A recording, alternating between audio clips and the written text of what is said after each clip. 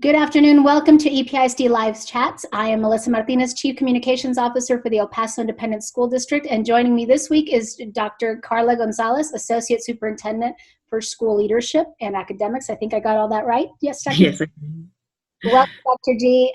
Thank you for joining me today. We're now, I think we're all, I keep saying this day after day, we're losing track of time. I'm not sure if we're in week 3 or week 4 of distance learning. But the latest this week is our board this week approved a new grading policy that pertains to our distance learning. So can you tell us a little about what was approved on Tuesday? Absolutely, and just to sort of stress that what was proposed, the resolution that was proposed to our board on Tuesday was one that was incredibly well researched, not only looking at other districts in our area, in the Region 19, El Paso County, also statewide and even nationally. This whole virtual platform, all of our schools, whether they're public, private, large districts, small districts, are all launching a virtual platform. And one of the final components of that is, of course, grading. And in our system, the end of the third 9 weeks ended right before spring break, March 13th.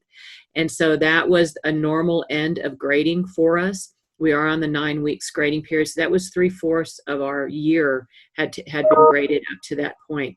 And so the resolution, because we needed them to make a temporary adjustment to the board policies we already have in place, where that primarily, instead of everybody, whether you're pre-K or a senior in high school, instead of having 12 grades for this grading period, we're only asking for 8.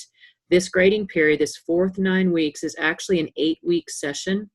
We had spring break, and then we had sort of an extension of spring break in order to give our teachers a week to prepare for the virtual platforms and lesson planning and just how to connect with our kids virtually. So it's really 8 weeks that we have for this. Looking at what we already had in place in our policy is that for the purpose of ranks, and we'll get into that a little bit later, but a lot of our grading for especially our graduating classes tends to sort of come to a very important point at the end of the third 9 weeks. That's already sort of a natural area for when it comes to GPAs and ranks, especially for our graduating seniors. For all of our other students, basically what we've asked is for this 8-week period, this fourth 9 weeks, whether you're elementary, middle, or high school, you'll have 8 grades per course or per homeroom. So for our elementary students, our parents and our students will see a grade a week, which will sort of help us know whether they're progressing, a P, or not progressing, the NP.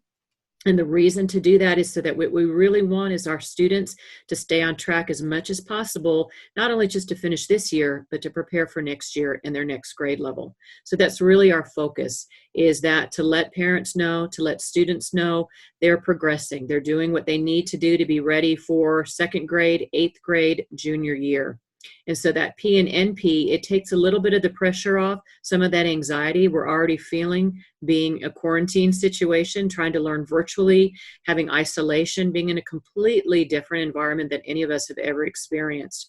And so we did recommend, the resolution calls for the total of 8 grades that will be reflected in the team system. When a parent goes into parent portal, they go into teams. And so they'll see those Ps or NPs. Now, we have encouraged our teachers, both at elementary, middle, and high school. Schoology is our platform for delivering virtual instruction.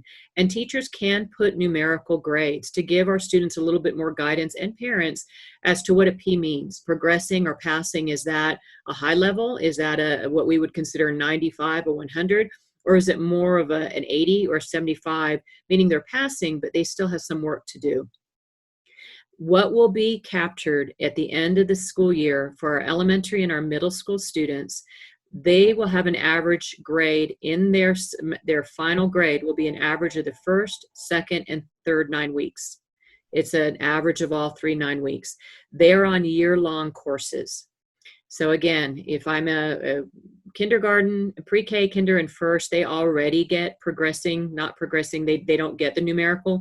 But for second grade on up, the grade that they'll earn for this year will be an average of the first, second, and third 9 weeks. Now, how this final few weeks adds into that, if we had students who were not progressing at the end of the third 9 weeks, they still needed to make up some learning to show mastery. Teachers are able to do that. They'll be able to make those adjustments in their final year grade. that they can show the mastery, can show that they're ready to be promoted to the next grade level, which is very important for our elementary and middle school students and parents. When we get into the high school credits, it's a little bit different and a little bit more complicated. High schoolers are on a semester system.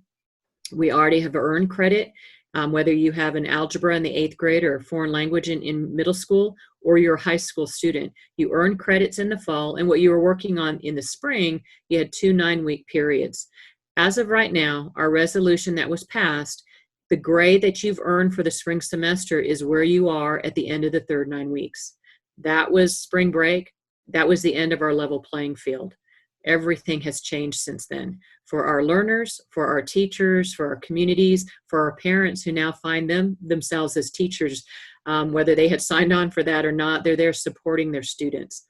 So in essence, we do have a pass, no pass for our secondary students, but that is in no way to discourage them to continue to work. Our high school students and those earning high school credit, if they were not passing at the end of the third 9 weeks, or they needed a yearly average of grade because they had struggled in the fall and their grade fell between 60 to 69, they'll still have an opportunity to earn that passing score that will go on their transcript and will go on their report card. Right now, as a high school student, if I have a 65 at the end of the third 9 weeks, I still have an opportunity to work very, very hard with my teachers in those courses to continue to bring that up. And my teacher will have the ability to move that to a passing mark for my end grade, what will go on my transcript, what will go as my semester grade. For, again, students who are passing, had maybe an 85 at the end of the third 9 weeks. Right now, their semester grade, what would be transcribed for them, is an 85. Those students who are in weighted courses, they're still going to get the weights attributed to that. We still have a lot of students who are doing AP, dual credit, EPCC coursework.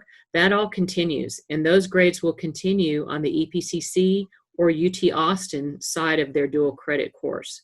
So there's still a lot of learning to do, a lot of work to be done, and a lot that can be gained from these next few weeks. So as we've learned, and you all have been working on this for quite some time, and have anticipated, have heard from some students, particularly juniors and seniors, that this probably has they have the most interest in this grading policy because they're looking toward college, and those final rankings really do matter a lot to them. So why then go this route, Dr. Gonzalez, with a pass, not pass? How can that affect a ranking for a student?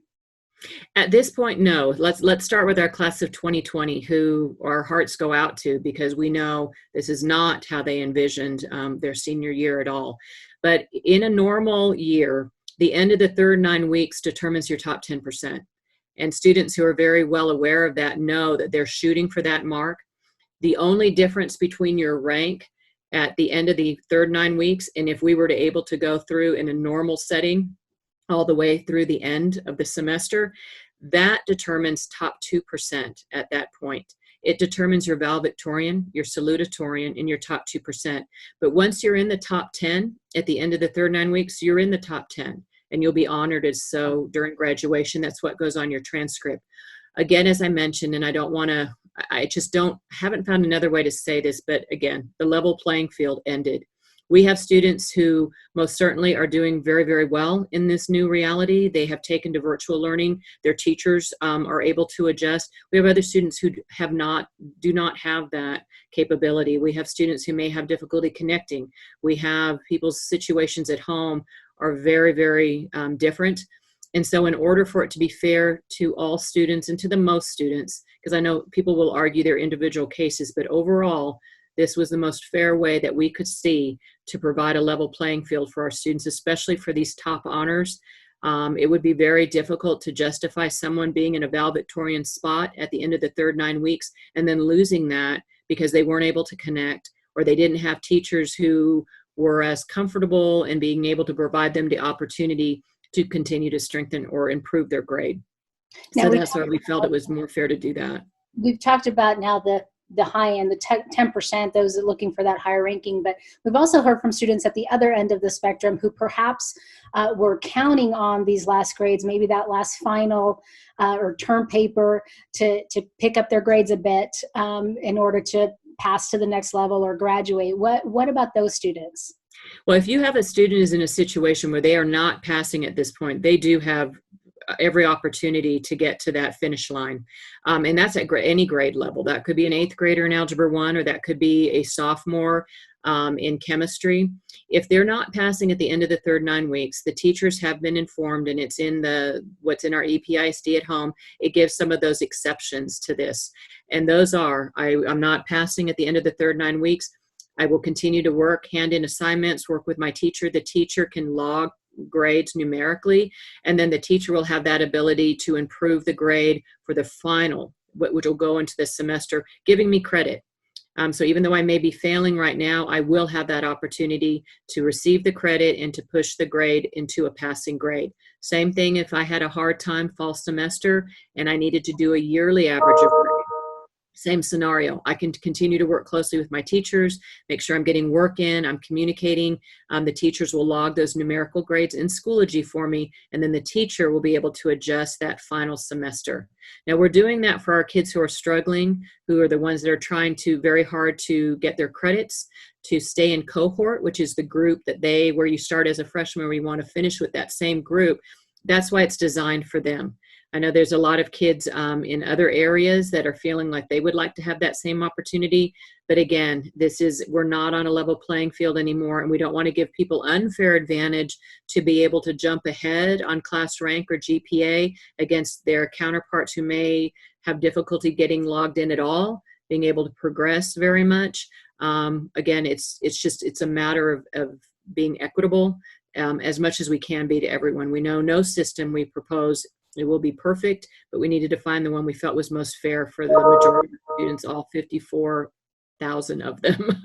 Isn't it's accurate to say that's our normal practice anyway. Under normal circumstances, a teacher is going to do everything they can to help a student advance, right? To help them earn that credit, get their grades up. I think that under normal circumstances, that's the practice, right? Absolutely. And actually just feedback from some of the high school principals as they've talked with their teachers in their professional learning communities, department meetings.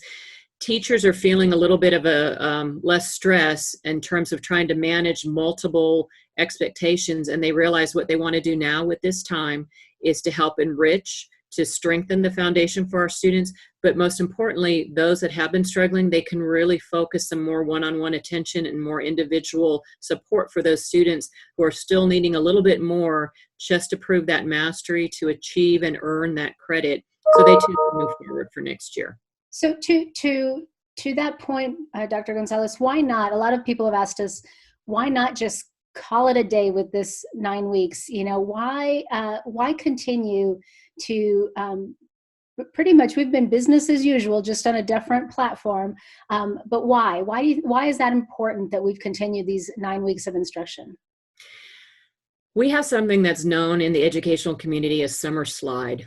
And now, faced with the unprecedented times that we're in, we're actually now faced with a spring summer slide. And what that actually is that it's the loss of that knowledge. If you're not using something continuously, whether that's knowledge, your brain cells challenging yourself, you tend to lose some of that knowledge. And so you start with a bit of a disadvantage when the new school year starts. So we absolutely do not want to happen for any of our students. As I mentioned, this next 8 weeks is really about becoming more solid and more proficient on what we should have learned throughout the school year. Reality has it, the end of the third 9 weeks in most campuses at every grade level, when we return from spring break, we're really focusing on reteaching and strengthening knowledge and preparing for STAR tests, end of course tests, advanced placement tests. A lot of this time of the year traditionally is spent just reinforcing what we've already learned up until this point. So again, we're doing nothing different here. We're going to reinforce. Just because we don't have a EOC or a STAR test to take, we still want kids to be on grade level. We want them to be prepared for the next level of learning, whether that's a grade, it could be biology to chemistry, it could be I'm going from elementary to middle school. We want them prepared. So this is what this time is going to be used for. We also have to realize that in the situation that we're in, we have no guarantee that virtual schooling will ever go away completely.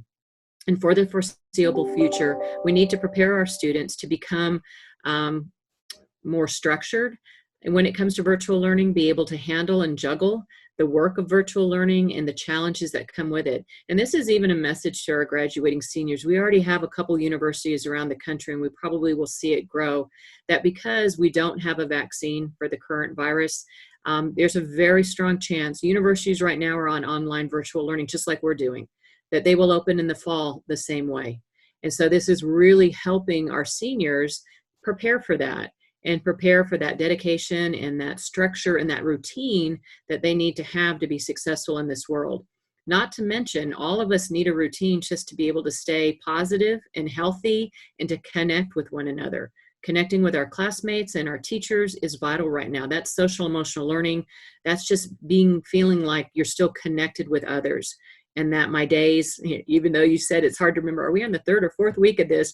We do lose track of time in this virtual world, but we do need to have those connections. And it's so important to have those routines, those connections, and to be able to reach out to one another and continue to grow together.